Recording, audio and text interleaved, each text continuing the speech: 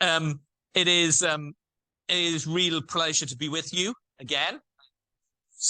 Some of you know, been here a number of times and visited you and been with you, and it's such a pleasure always to come and be with you. And it's great to see so many of you here today. As Aruki said, I help Pastor Steve. I sometimes say that I do all the jobs he doesn't want to do. I get to do those, but no, I do also get to have a real joy of going around visiting a number of our churches around Wales, and sometimes I even go across the bridge into southern England, which are the two areas that we look after. And it is a real joy to see what God is doing around this nation. Do you know that the media would have us think that the church is dead? But I can tell you from my travels, and Steve from his travels, and so many others, the church is not dead. The church is very much alive. God is very much on the move, and things are happening around this nation that show that God is alive and transforming lives. So be encouraged. You are part of a movement of God that is seeing lives transformed. And so it is a real joy to be with you. A few weeks ago, I was up at our church in Dowlais up in Merthyr, and a very different type of church to you guys. But it is great that we are all part of one family. And it is great to see what God is up to. Now, Aruke has asked me apparently you have started a series on personalities, characters of the Bible.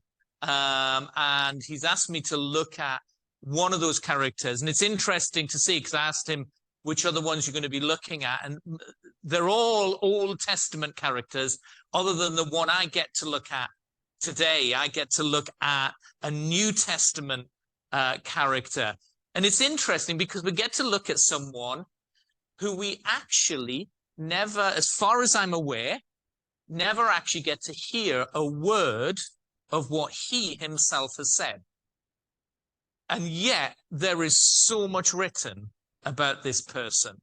So we're going to look at the character of Timothy, Paul's assistant, to whom 2 letters are written, which is why we have so much written about him, but we hear so little from him. We have very little that we, in fact, actually, to the best of my knowledge, you might come up with something. I've had a look through. I can't see anywhere where we actually hear Timothy's words, which is something interesting. We'll pick up on that in a while. I want to ask you, before we delve into his life and then some lessons from his life, who has helped you the most? Now, I'm going to ask you in your mind to put aside Jesus.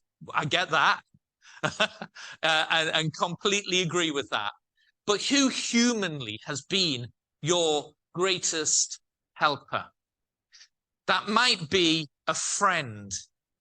It might be a family member. It might be your parents or your grandparents. It might be a child, a son or a daughter who has helped you. We all need somebody else to help us. There's a poet once wrote, "No man is an island. No person is an island." And that is so true. We are not designed to live alone. We are not designed to do life on our own. And it is really important to learn who are our helpers and who have we been called to help.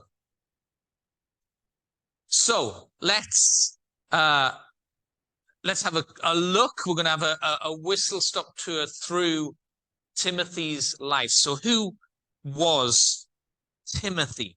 He's mentioned quite a lot throughout the New Testament.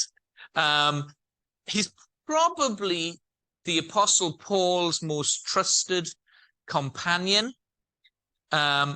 And in later life, the Apostle Paul trusts him so much that he gives him oversight of one of the most important churches in the world at that time, the church in the city of Ephesus. And we'll have a look at that city a little bit as we go through this morning or this afternoon, whichever one it is.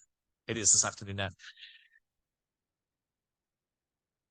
And it's great for us that Paul sent Timothy to Ephesus, because it means we get to read the two letters that Paul sends to Timothy to instruct him on how to lead this church. And we get Paul's wisdom given to Timothy. But we first meet Timothy in the book of Acts, in Acts chapter 16. I'm going to read the first 5 verses. So let me give you a little bit of background before I read this. In the previous chapter, in Acts chapter 15, we see that Paul is at that point traveling with a man called Barnabas. You've probably heard of Barnabas. His name means son of encouragement. And he was a great leader in the church. And he'd been a mentor to Paul when he first became a Christian. And he was traveling with him. Paul was traveling around. At this point, he'd done one major tour of what is now modern day Turkey, was then called Asia Minor.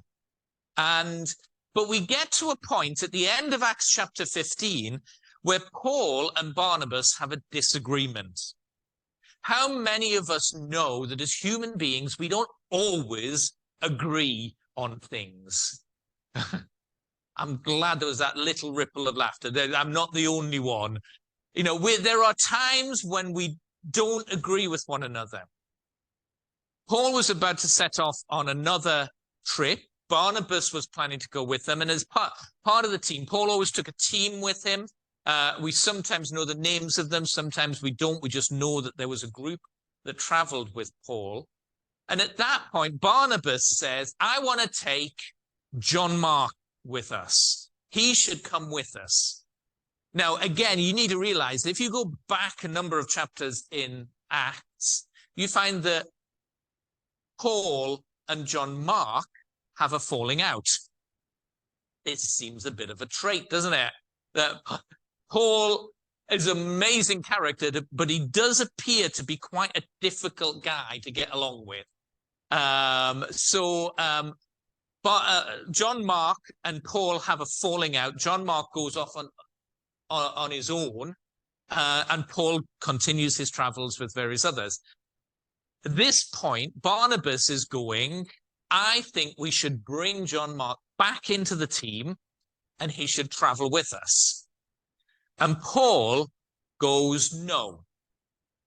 And there is a falling out that is so severe that Barnabas goes off on his own and leaves Paul, and Paul goes on his own they both take a little group with them and go on their own ways. Such is the difficulty of that relationship.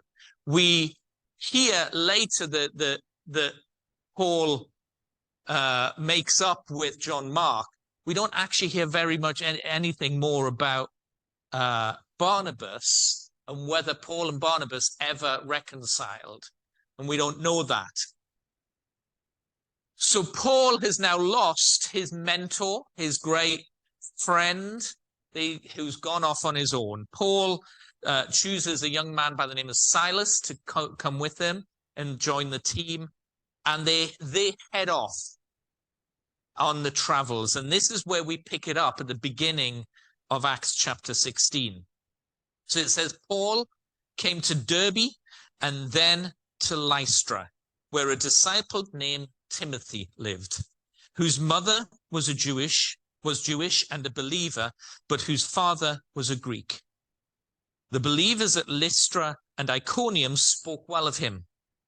Paul wanted to take him along on the journey, so he circumcised him because of the Jews who lived in that area for they all knew that his father was a Greek. As they traveled from town to town, they delivered the decisions reached by the apostles and elders in Jerusalem for the people to obey. So the churches were strengthened in faith and grew daily in numbers. So we start to get a little bit of a picture of who Timothy is. Firstly, he's grown up in a town called Lystra. Lystra is in modern-day Turkey, sort of about halfway along the coast, the Mediterranean coast, and a little bit inland. It was one of the trading cities. It was a smallish settlement, to the point that actually, even today, if you went to the area, there are no ruins left of the city. They would just vaguely know where it is. So he grew up in Lystra, and one of the rare things we know about Timothy is we know both his mother and his grandmother's name. To give you a bit of context, with the exception of Jesus, where we obviously have very detailed family histories and lineages at the beginning of the Gospels, anyone else in the New Testament, we know very little about their families. We know about them as characters and individuals, but we don't know their families. But Timothy, we know both his mother and his grandmother. So his mother is Eunice, and his grandmother is Lois. It would appear that the first time Paul traveled around that region, which, as I said, he did a few years earlier with Barnabas, Eunice and Lois had come to faith when Paul planted the church in Lystra. To the best of our knowledge, we don't think Timothy came to faith at that point. And so Eunice and Lois were some of the first converts in the church in Lystra. But Timothy comes to faith in between Paul's first trip and his second trip. Following us? And at some point, he'd come to faith and he'd grown in the faith to the point where there's this wonderful verse in chapter 2. It says, verse 2, chapter 16. It says, the believers at Lystra and Iconium spoke well of him. That's an interesting thing. I suppose if I asked you this morning, what would you hope if I went to one of the other churches within our region and I spoke about you? What would you hope that I would say about you to somebody else? What would you hope that your leaders here in Beacon would say about you if they were speaking to someone about you? I think the minimum we would hope is that we would hope that they spoke well of you. And it is interesting because Timothy is a young man. We don't exactly know what age he is when he sets off traveling with Paul, but somewhere probably between the age of 16 and 21. That's sort of generally accepted that that's probably the age range when he set off. So he's a young man. And I think it's important that we see that the church that he was a part of knew him, loved him, and spoke well of him. What we know is that he comes from a mixed race background. His father was Greek, his mother was Jewish. And so we don't know who his father is. His father is unnamed. His mother and grandmother are named. So we are assuming that his father didn't come to faith at the same time as his mother and grandmother, because he's not named. We don't even know if he was actually around for Timothy.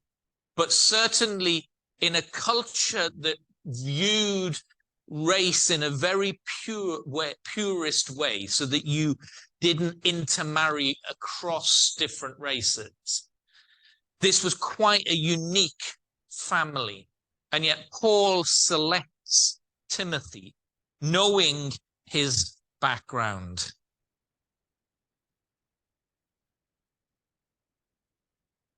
Throughout their time working together, which was probably about 16 or so years, Timothy would sometimes travel with Paul, and sometimes he would get sent by Paul to represent him. He trusted Timothy enough to represent him in various locations and in difficult conversations. And ultimately, Paul sends him to take charge of the church in Ephesus. We don't know when that happened, but interestingly, in the book of Acts, after chapter 20, Timothy is no longer mentioned.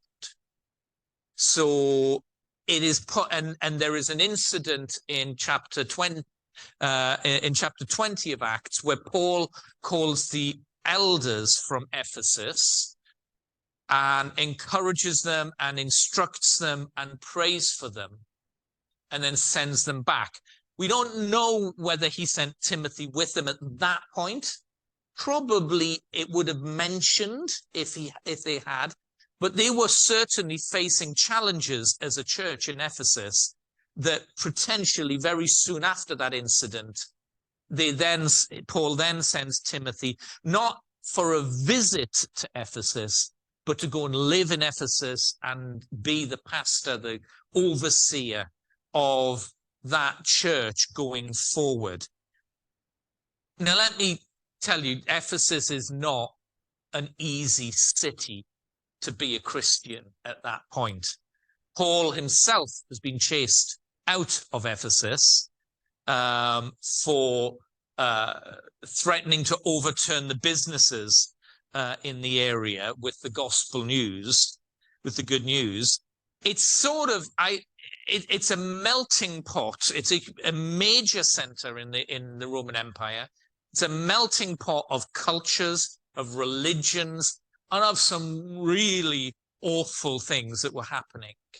And it's sort of a bit of like having a church right in the center of somewhere like Saudi Arabia, where the religious authorities would not be favorable to you, but equally right in the middle of, say, somewhere like Soho in London, because there was the sex trade in Ephesus was horrendous. So it was a religious hotspot. It was an ethical and moral hotspot, and it was this real. And then off the back of all of this, the businesses were milking it, all of this for money. And so Paul sends Timothy right into the midst of this really challenging city. And he pastors there for the rest of his life. We don't know really, the Bible certainly doesn't tell us how and when Timothy dies. Church history would suggest that the most likely thing is that he got involved in an argument with traders and was beaten up by them and died from his injuries that he sustained in that argument that took place. But we don't know that for sure, but certainly that is quite a possibility given the type of area that he was ministering in. Paul uses a huge range of different terms to talk about his relationship with Timothy. Sometimes he uses co-worker, uses that in Romans and Thessalonians. Paul mentions Timothy in lots of his letters. As he's writing to different churches, he will talk about Timothy, which means that Timothy has gone with him to these places at some point, because the people in Rome or Thessaloniki or Corinth would recognize and go, oh, that's Timothy. Yes, we know we met Timothy when Paul came. So sometimes Paul calls him his co-worker. Sometimes he talks about his son or child. Sometimes he talks about him as brother. But whichever term is used, it is really clear that Paul has a close bond with Timothy, both personally and professionally. And we all need to have that person who's going to encourage us and who we are going to encourage. It is interesting that Timothy seems to take sort of the place of Barnabas as Barnabas goes off. But it's a different type of relationship because Barnabas was a father figure to Paul, whereas in this relationship, Paul is the father figure to Timothy. And that is so much of how God uses us. And I want to encourage you today that who is fathering or caring or inputting to you, and who are you inputting? Because you see, we all need someone who can speak into our lives, other people's lives too. And can I encourage you? I personally don't think that needs to be an age thing. It doesn't have to be an older person speaks into your life and you speak into a younger person's life, although that works and there's nothing wrong with that and absolutely fine with that. But actually you can speak into the life of someone older than you, and younger people can speak into your life. I've learned so much from people who are half my age and more over the years, who've spoken into my life with a wisdom that goes beyond their years. So please, when I say this, it's not about you. It's not about an age thing. We're all learners and we're all teachers. And that's something we should all take. So that's the whistle-stop tour of the life of Timothy. So here in Cardiff in 2023, what can we learn from that life for us? So firstly, I've got four points. So firstly, the power of a life handed over to God, whoever you are. That's the first lesson from Timothy. You can see the power of a life transformed by God. Timothy was a young man. We don't know what trade he'd been trained in.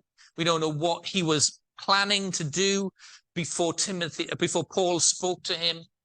But we know that as soon as he said yes to Paul, but ultimately yes to God, and started traveling, his life was transformed. And it doesn't matter what your background is. As I say, Timothy was a mixed race young man, and he was a young person in a culture that did not value youth. Wisdom in that culture came with age. But he was a young man, so much so that actually in one of Paul's letters to him, when he's writing to Timothy as the senior pastor of the church in Ephesus, in 1 Timothy 4:12, he says, "Don't let anyone think less of you because you are young. Be an example to all believers in what you say, in the way that you live, in your love, your faith, and your purity." Timothy needs to stand tall in the calling of God, because you see, God calls people of every age and not just the old. So it's not just about age. The way wisdom might come with age, but I know a lot of older people who are not very wise. And I know a lot of young people who have wisdom beyond their years. So whoever you are, it is about your life being transformed. In the same way, It doesn't matter what your background is. I don't know your background. We know a bit about Timothy's background, this mixed race heritage that he had. It's interesting that it says that before they set off, Paul circumcised Timothy. Now, let me just say, when it comes to calling to ministry, Elam does not have a requirement of circumcision. You'll be very pleased to hear that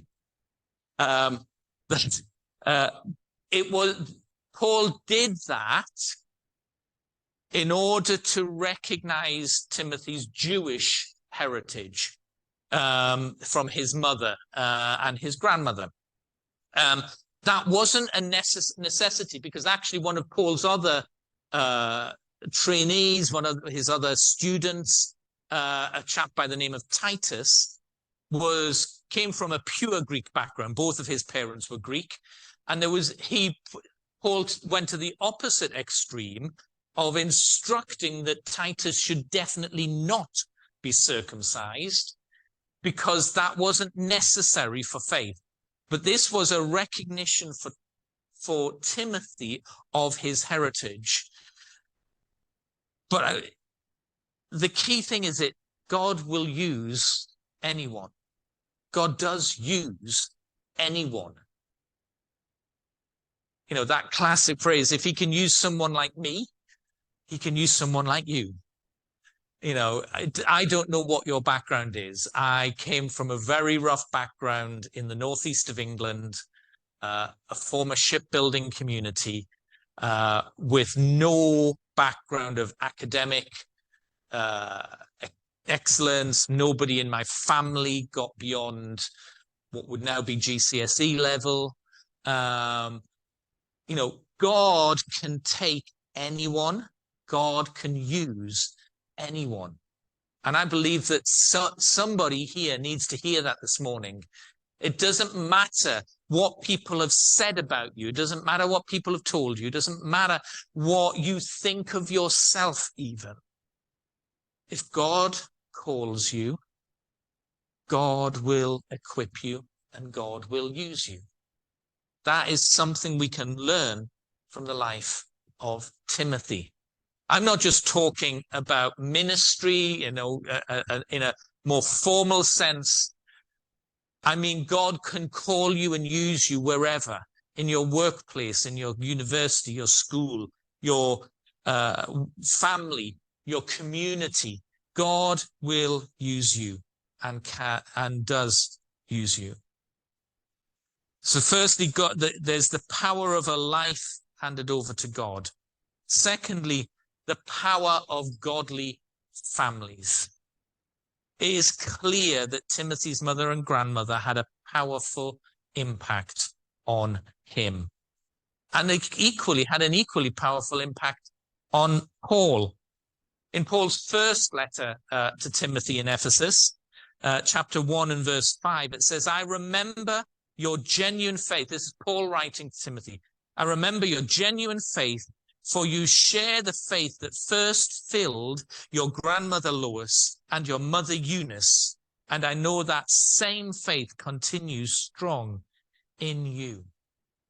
Can I say here that this morning, if you are a parent in this place or a grandparent, you have a powerful role in your child's life in so many ways, but principally in raising them in the faith and raising them in that relationship with Jesus.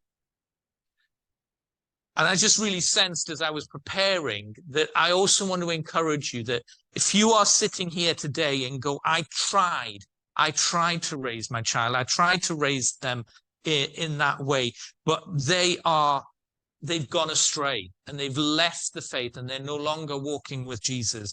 Can I just remind you of the promise of God in Proverbs 22 verse 6 that says, direct your children onto the right path, and when they are older, they will not leave it. If you have inputted and if you have trained that child in the way they should go,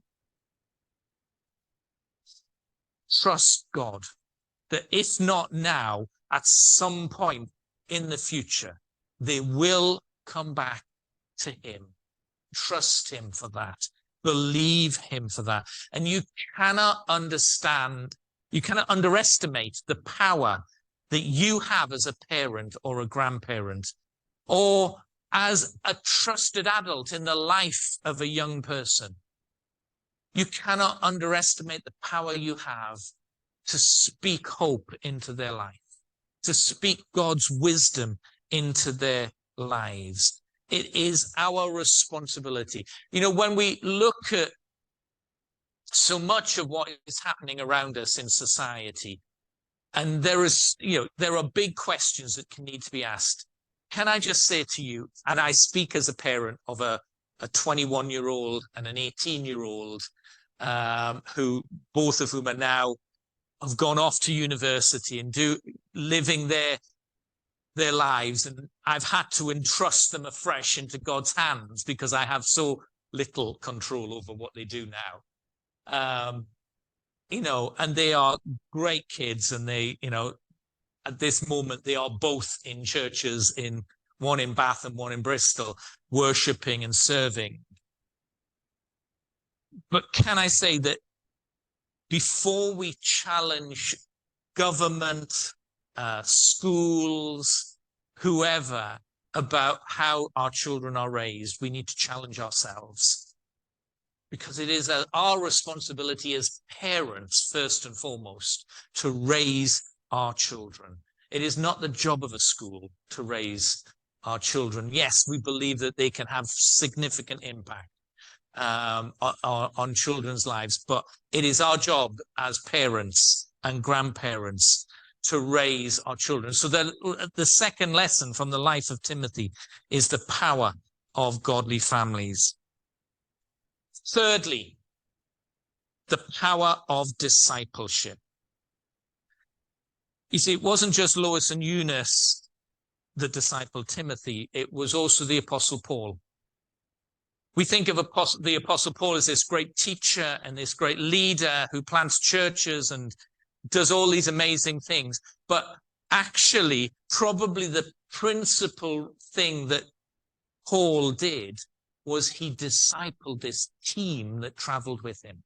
This group of young men and women who traveled with him, who he inputted in. We cannot underestimate the power of discipleship. People don't accidentally grow in their faith. It requires people to input into them, to spend time teaching them, not just teaching them, but showing them their lives. The best way to help someone grow in their faith is to share your walk of faith with them.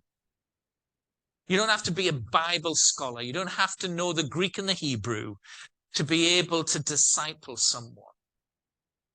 What you need to be able to do is share your life with them. Christianity is a relational faith. It is not about reading or learning, as good as that is. It's about growing together. Proverbs 27, verse 17 says, as iron sharpens iron, so a friend sharpens a friend. We need someone who's going to rub the rough edges off us. And that's what Paul and Timothy did. And I think that's probably why Paul had some fallings out with people. Because actually he wanted to rub those rough edges. You see, that image from Proverbs is not a nice image. You know, as you sharpen iron, there's sparks fly.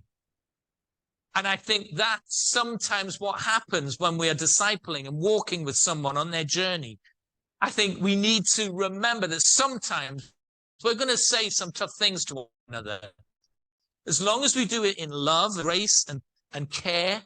But, you know, sometimes there might be some sparks that fly. It means we need to be teachable.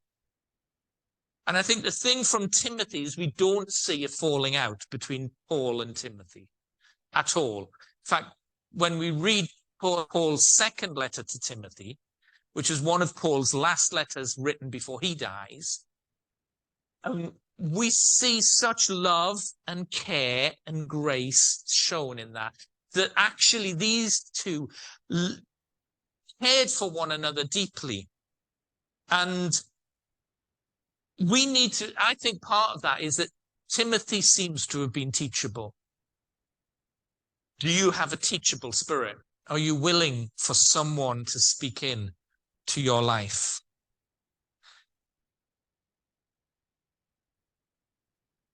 Are you able to receive encouragement without it going to your head, or challenge without it going to your heart? In other words, we don't get proud or bitter, we grow. James 4:6 says, he gives us more grace. That is why the scripture says God opposes the proud, but shows favor to the humble. So firstly, we've got the power of a life handed over to God. We've got, secondly, the power of godly families. Thirdly, the power of discipleship. And fourthly, the power of God's gifts. 1 Timothy chapter 4, verse 14, Paul writing to Timothy says, do not neglect the spiritual gift you received through the prophecy spoken over you when the elders of the church laid their hands on you. It is so easy to get distracted by so many things going on. And Paul is writing to Timothy, recognizing that Timothy is in a difficult church with a difficult city and lots going on. And he reminds him to stir up, not to neglect the gift that he received through the prophecy of the elders when Timothy was sent out from Lystra. We don't know what that gift was. Paul doesn't tell us. Because Paul knows that Timothy knows, and he doesn't need to outline it. He just says, don't neglect it. God has gifted every single one of us in this room.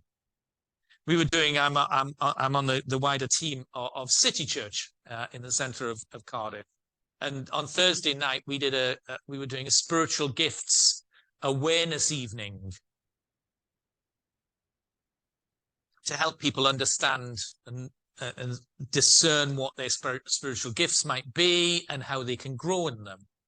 And I was sat with a couple of relatively new Christians, only been Christians 6-8 months, both of them. And they were very much, they just kept saying, it was like sort of, oh, I don't think I've got a gift. I'm not good enough. I'm not, I don't know enough. Haven't been a Christian long enough. And I just had to keep reminding them that God's gifts are not graduation presents. They are initiation tools. In other words, God gives us gifts right from the outset, from when we first put our faith in him and our trust in him. He gifts us and equips us with tools to use. This is not a graduation certificate you stick on the wall to look proud. I've got prophecy. Oh, look at that. That's amazing. It's on the wall. I'll shine it and, point everyone towards it.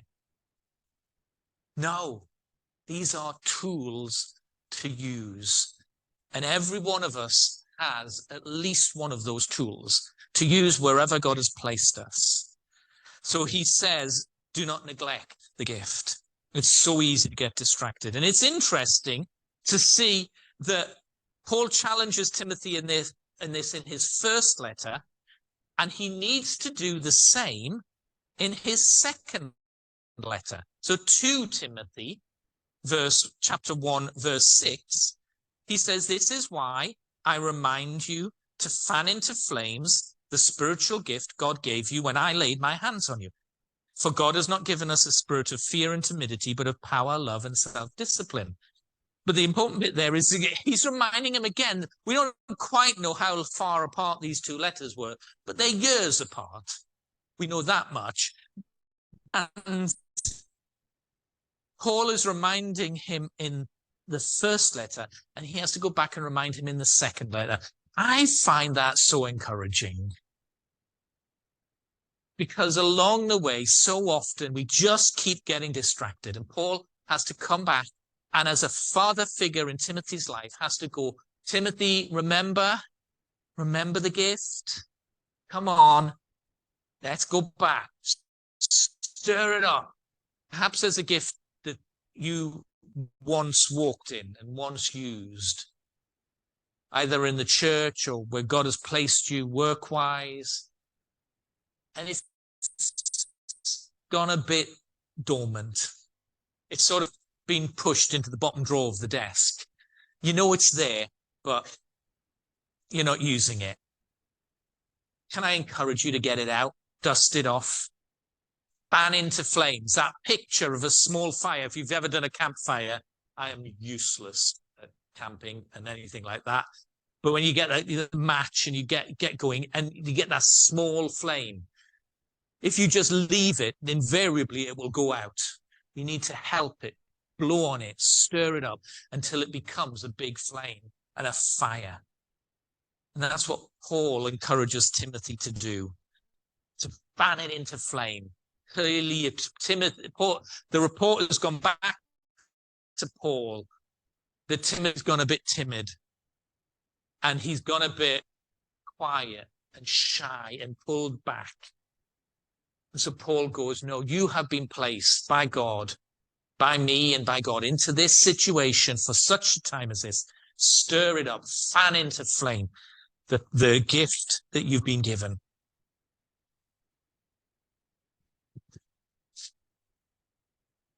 This is a really important way for us to live a godly life, to stir up the gifts that God has given us. So to finish off, can I just ask you, where are you on your journey of discipleship?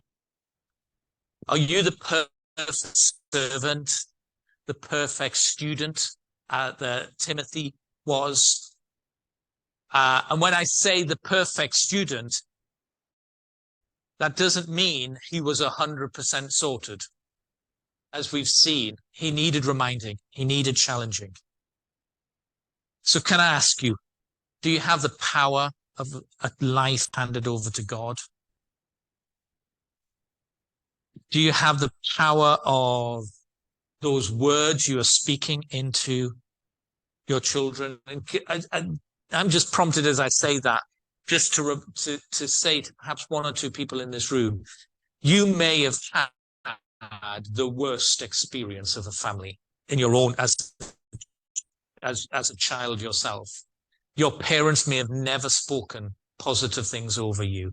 Can I say, the great thing of the good news of the gospel is that we can speak positive things over our children and they can last for generations, but we can break the hold of negative words that's been spoken over your life. If you've had someone speak negatively over your life who has had an influence on you, a parent, a teacher, a community leader who was important, and they've spoken negative things over you, you don't need to live under that.